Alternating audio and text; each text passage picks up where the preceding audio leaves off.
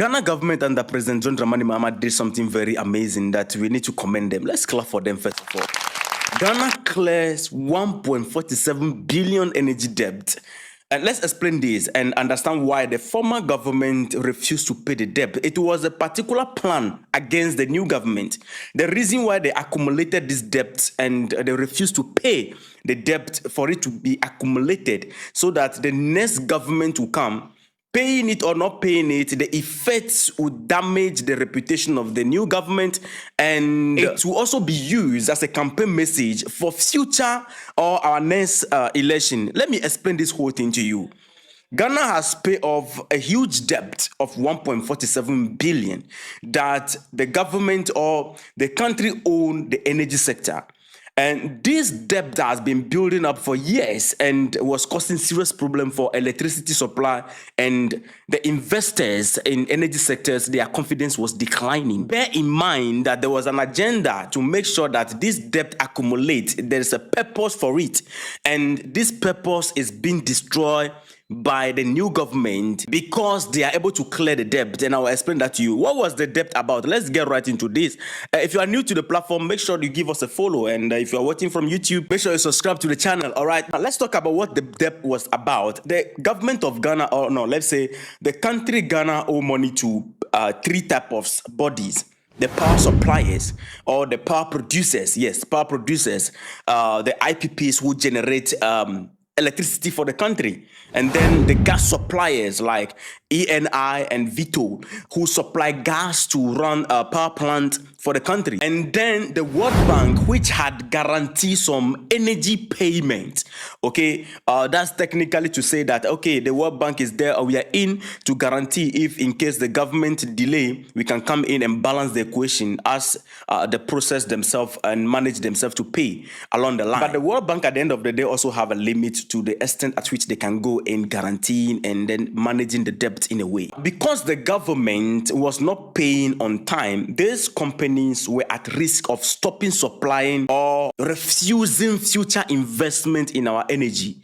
Now, how did Ghana pay the debt? Let's understand that very well first. The Ghana government paid about $597 million to restore the World Bank guarantee that had been used up because of unpaid bills. They have exceeded their guarantee limit, if we can put it that way. So Ghana government need to sort that out. And then about $480 million to gas suppliers like ENI and Vito. Also about $393 million to independent power producers. So altogether, when you add it together, you are going to have $1.47 billion. That is just what the Ghana government did. So paying these three bodies and settling them. Now, why this is important is because clearing this debt means that power companies are now willing to supply electricity. At first, we are supplying, we are not getting return. It's just like ECD. You are consuming, you are not paying. We give you bill, you are not paying. So what's up? Their confidence in supplying gas and electricity to us is declining. But the new government came and said, don't worry, we are going to make sure that we sort this out. And they have delivered. Because of this thing that the government have done, electricity shortage and blackout are less likely. Ghana's reputation with these investors and international partners in regards to our energy sector has improved. The energy sector become more stable and reliable. Now, what caused the problem? According to details, the debt was mainly due to years of unpaid bills. A World Bank guarantee meant to protect investors was exhausted. This happened under the previous administration, creating a backlog the current government had to clear. Now, what you need to understand is that the MPP government intentionally refused to pay this debt so that it can accumulate. They were managing the whole thing so that in case election cannot be predicted in Ghana, Ghanaians can show you support. You go to the poll and then they will do different things. You understand? So in case the NDC come to power, the debt which is already there is going to make sure that these investors lose interest in supplying power, and then at the end of the day will stop producing power to us.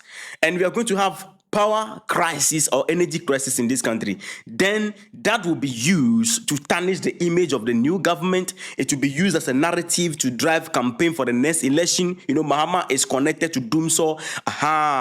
That is just what it is. That was what the former government was trying to do. And now the new government came on board and they have thwarted that. You see, this government, when it comes to restoring the trust of investors in this country, they are doing a lot in that angle. Let's give credits to who credits is given to. The only problem I'm having with them is how they are taking a lot of time to prosecute the criminals that they have declared in this country. But in regards to building confidence in our economy and building confidence in our institutions so that investors can come in and invest in our country is one thing that the Mahama government is taking it upon themselves, and they are doing, and we can all see that plainly and clearly. So nobody will dispute that unless you are a die-hard fan of a political party that doesn't like development and trying to move forward. They are fighting for their party.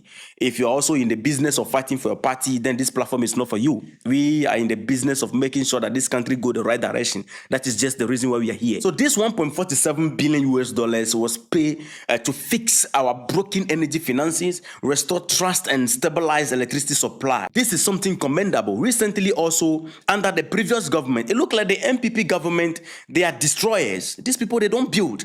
They destroy, and others will come and build. You understand? The new government, as we speak right now, it looks like they are trying to take the NPP out of opposition, as Ghanaians have taken them out of power. Yes, with what they are doing right now, I'm being honest with you. Recently, I think last year, this thing happened ending of last year, 2025, when under the former government, the Tema Oil Refinery, we call this government, Akufo-Addo government, to step in and do something about this. They kept quiet. They abandoned the factory. The factory is dead. You are not the one who built the factory in the first place to begin with. But at the end of the day, you refuse to revive the factory. The factory needs 25 million US dollars to start fully operational as a renovation can be going on alongside. This government was interested in building a cathedral worth 50-something million US dollars. Can you see how African leaders sometimes people think? And now this government came to power. The full capacity of this abandoned Tema Oil Refinery that Kwame Nkrumah built for us is 45,000 stream per day. But guess what? This government has renovated it and it will be running at its capacity again. And they are even planning to add a cooling system to expand its production capacity from 45,000 stream per day to 65,000 stream per day. Just imagine that.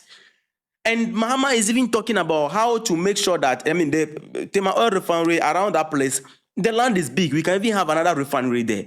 That is leadership thinking. That is a leader who is interested in building the nation, not a house for God. Let's get it right. Not a government interested in building a house for God, while God will be resting. He is God. He is God. Let's put it right. His God will be in room, being safe with all the angels and living comfortable life while the country crumbles. So the NPP came to office.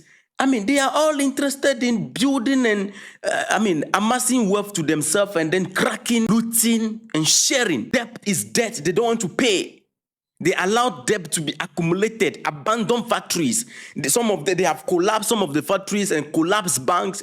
What at all have they done? You see, the last 8 years under the MPP administration, I can confidently say that has been the dark age of Ghana. I'm telling you the truth. The MPP allowed the 1.47 billion US dollars or the energy debt to accumulate so that the next government, if in case NDC come on board, they can suffer energy crisis, then they can use it as a narrative to drive their way into power again. That is just what it is. But good thing Ghana government was able to pay this. I'm just happy about it. If you love this breakdown, let me know your thought in the comment section and don't forget to follow us. All right, respect.